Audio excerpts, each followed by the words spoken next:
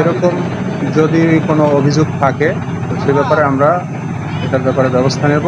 সরকার আমি একটু বাহাদুরপুর দিয়া বলা যাব। তো ৪৯,০০০ টাকা যদি ডাক হয় তাহলে ২০ টাকা ভাড়া বেশি কিভাবে হইব? ২০ টাকার বেশি বেশি ভাড়া কিভাবে? ৪৯,০০০ টাকা বলে তাহলে ২০ টাকার বেশি আমরা যেটা শুনছি, হয়তো আমরা কাগজটা দেখি নেই।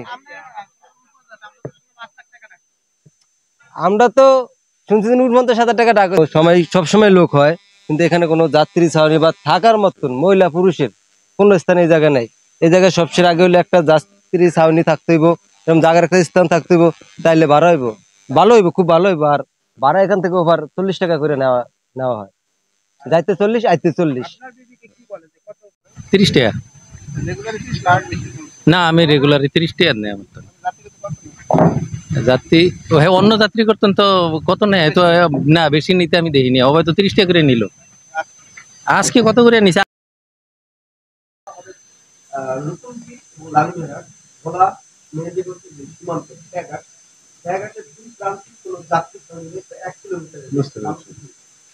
ধন্যবাদ।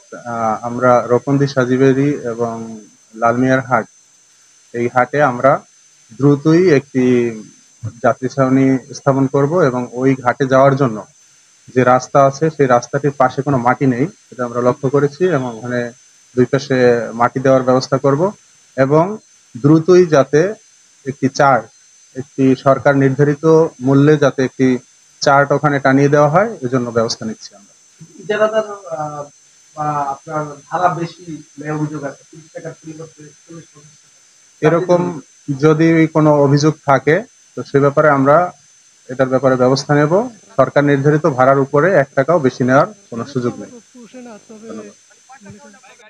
প্রচন্ড রোদ বৃষ্টি উপেক্ষা করে মানুষ ভোলা এবং মেহেন্দিগঞ্জে যাতায়াত করে এই রুটে। এই রুট দিয়ে মানুষ হাজারো মানুষ যাতায়াত হলো, কিন্তু সরকারি রাজস্ব খাতে আমরা যতটুকু জেনেছি ৪৯,০০০ টাকা ঘাটতি ডাক হয়েছে।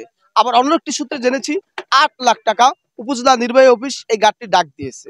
আমরা সেই সত্যটি যাচাই করতে যাব, কিন্তু তার আগে রাজস্ব খাতে যেহেতু এখান থেকে আয় করে, যাত্রীদের সুবিধার জন্য এখানে এই একদম খোলা চর, এখানে অর্থাৎ খোলা চরের ভিতরে এখানে মানুষ যখন আশ্রয় নেয়, খাওয়ার জন্য অপেক্ষা করে, তখন সব সময় রোদ বৃষ্টি বন্যা তুফান লেগেই থাকে, কিন্তু মানুষের আশ্রয়ের জন্য প্রায় ১ কিলোমিটারের মধ্যে কোনো বাড়িঘর নেই, অদ্য পর্যন্ত নেই। তবু এই ঘাটটি ১ কিলোমিটার মধ্যে বাড়িঘর নাই, অনেক রৌদ্র বৃষ্টি হয়, সব সময় থাকে, জল লাগিয়ে থাকে। এই আমাদের বাড়ি বাহাদুরপুর। এখানে একটা যাত্রী ছাউনি হলে সৌন্দর্য, একটা যাত্রী তার নিরাপত্তা থাকতে মানুষজন আসে। লালমিয়াহাটের ঘাট থেকে, হ্যাঁ রুকুন্দি।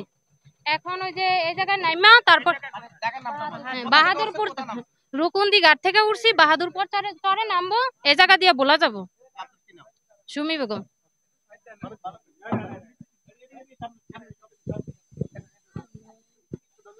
সব সময় সব জায়গায় যাতায়াত ভাড়া হাফ নেয়, এই জায়গায় স্টুডেন্ট ভাড়াও ফুল নিতে আছে। এই জায়গায় মনে করেন প্রথম থেকেই আগে থেকে যে আমরা যাতায়াত করি তখন থেকে ৫০ টাকা করে নেয়, আজকে শুধু ৪০ টাকা নিছে। এই বছর আপনি কয় টাকা রাখছেন? ৪৯,০০০ টাকায় রাখছি। এই টাকাটা কোথায় জমা দিচ্ছেন? এই টাকাটা ব্যাংকের মাধ্যমে পেয়ার কাটিয়া সরকারি খাতে জমা দেওয়া হয়েছে। পেয়ারটা কার নামে কাটছেন? আমার নামে, কামাল আমার নামে পেয়ারটা জমা দিচ্ছেন। তাহলে আপনার কাছে একটু সাংঘর্ষিক লাগছে না, একটু অপরাধ যে যেখানে ৮ লাখ টাকা বিক্রি পায় নাই, সেখানে ৪৯,০০০ টাকা ডাক পাইছে, তাহলে এখানে বিষয়টা কেমন?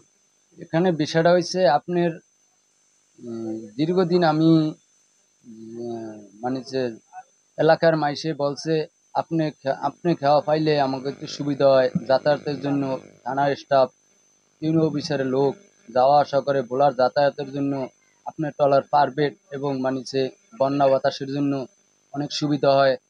আপনি যদি আমাকে ১০-১২ বেশি নেন তবে বড় ট্রলারের সার্ভিস ভালো, এই বিদায়ী আমি আমার চেয়ারম্যানে আমারে খুবই মানে সেটার জন্য অভিযোগ দিচ্ছে, ভালোবাসছে এবং মানে থানার তো অনেক কমপ্লেন দিছে এই মাঝে যে দীর্ঘদিন মানে লাইন চালাইতে পারে, এই বিদায়ী আমারে পাকনির কাগজ দিছে। এই বছরই ৮,৬০০০ টাকা উন্মুক্ত বিটে পাইছি।